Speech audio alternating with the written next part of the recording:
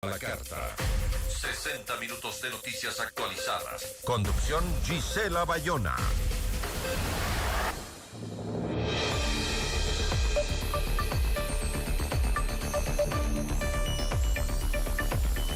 Como lo comentábamos, Chile está a horas de iniciar un nuevo ciclo político con la llegada al poder de José Antonio Kast, líder del Partido Republicano y representante de la ultraderecha chilena, quien ganó la presidencia con cerca del 58% de los votos y asumirá el mando este 11 de marzo de 2026. Su triunfo marca el gobierno más conservador desde el retorno a la democracia y se produce en un contexto de fuerte polarización política, preocupación por la seguridad y un giro hacia posiciones más duras en migración, gasto público y orden público.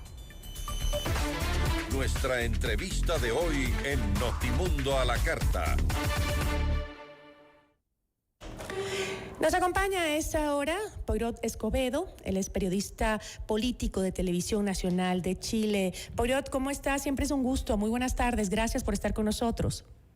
¿Qué tal, Gisela? Buenas tardes acá, retomando el contacto después de ya varios momentos importantes de la política chilena. Así es, pero siempre estamos pendientes de lo que sucede en Chile.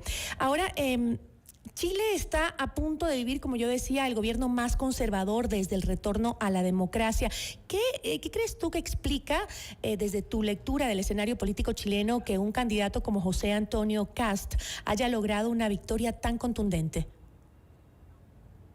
Bueno, lo que está pasando en Chile y que fue ratificado en diciembre del año pasado no se explica si no es a través del concepto del gobierno de emergencia. Fue en esos términos que en la campaña presidencial José Antonio Kast buscó por tercera vez consecutiva llegar a la moneda, llegar al sillón presidencial, y es bajo tres elementos centrales. Él logra llegar al poder, principalmente hablando de la necesidad de abordar una emergencia económica, una emergencia en seguridad y una emergencia migratoria. Y son esas tres claves lo que proyectan un gobierno minimalista, un gobierno que no promete el cielo y la tierra, no promete todo, no promete muchas cosas, pero sí compromete abordar estos tres ejes. Y queda un poco relegada esta agenda conservadora de la que tú haces alusión, que a diferencia de candidaturas anteriores no estuvo sobre la mesa en cuanto a avanzar en la agenda valórica, sino más bien los ejes que te describo. Ahora, durante la campaña, Kast capitalizó temas como seguridad, migración irregular y orden público. ¿Crees tú que ese discurso fue la clave también para ese triunfo o hay algún fenómeno mucho más profundo que también, entiendo yo, viene del cansancio con la izquierda y el gobierno de Gabriel Boric? Diversos analistas hablan de un electorado volátil, de un electorado pendular, que en algún momento rompió con los bloques políticos tradicionales que protagonizaron la transición a la democracia desde el año 1990, estos 30 años que se hablaron de transición democrática, y finalmente Gabriel Boric fue el primer presidente que rompe ese eje, un presidente que venía desde fuera del sistema, desde fuera del establishment, desde una posición de izquierda, y finalmente ante una serie de expectativas no resueltas y, como tú también relevas, una situación, una preocupación creciente en torno a la inseguridad pública, a la migración irregular y al crimen organizado, es que José Antonio Kast logra posicionarse como la mejor alternativa y como el perfecto opositor al gobierno de Gabriel Boric, quien ganó hace 4 años con voto voluntario y hoy día con voto obligatorio, con un electorado mucho más impredecible. José Antonio Kast logra capitalizar finalmente las expectativas no cumplidas en torno al gobierno del presidente saliente Gabriel Boric. Ahora, Kast ha sido comparado, escuchaba yo, con líderes de la región como Bolsonaro, Milei o incluso también con Bukele por su discurso de mano dura. ¿Qué tan justa crees tú, esa comparación y qué modelo crees que realmente intentará aplicar en Chile? Si uno analiza el liderazgo de José Antonio Kast, uno puede ver que existe efectivamente una articulación con ese mundo. Hace algunos días estuvo el presidente Kast junto a otros líderes de la región más cercanos a posiciones conservadoras junto a el presidente de Estados Unidos, Donald Trump, firmaron este convenio del escudo de las Américas. Eso ya te denota de alguna manera una inclinación. Una foto en donde estuvo, por ejemplo, el presidente de El Salvador, Nayib Bukele, estuvo también Javier Milei, otros liderazgos, por cierto, de un sector más bien de derecha. Y también él ha manifestado efectivamente una admiración por estos liderazgos. No es casualidad que el partido que él funda se llame también Partido Republicano, como el partido que existe hace ya bastante tiempo en Estados Unidos, y podemos ver que al menos a nivel internacional el presidente Kast tiene una articulación, por ejemplo, con Giorgia Meloni, a quien visitó hace algunos días, hace algunos ya semanas. Lo mismo hizo con el presidente Orbán de Hungría, y por lo tanto uno puede ver una articulación de liderazgos de corte conservador de esta nueva derecha que ha avanzado a nivel mundial, y por cierto él también es justo situarlo en ese eje. Ahora, su programa también leía que plantea recortes fiscales significativos y un giro a las prioridades del gasto público, lo que pues ha generado un poco de inquietud y preocupación sobre las políticas sociales. ¿Crees que su gobierno podrá equilibrar la disciplina fiscal con la estabilidad social? Bueno, es un desafío importante. Él salió electo presidente precisamente prometiendo una reducción del gasto público del orden de 6.000 millones de dólares en 18 meses. A esto se suma también una revisión del gasto en cada uno de los ministerios. Esto por lo que él califica como una emergencia económica.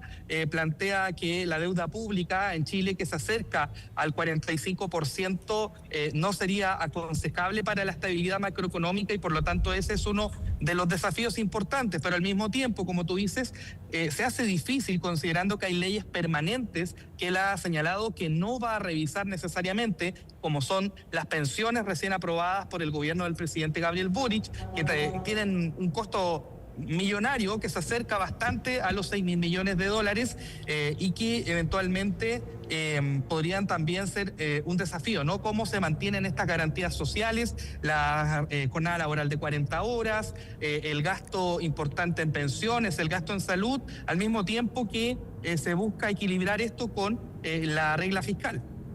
Ahora, otro foco de controversia son las políticas de los derechos sociales, especialmente en temas como el aborto o la igualdad de género.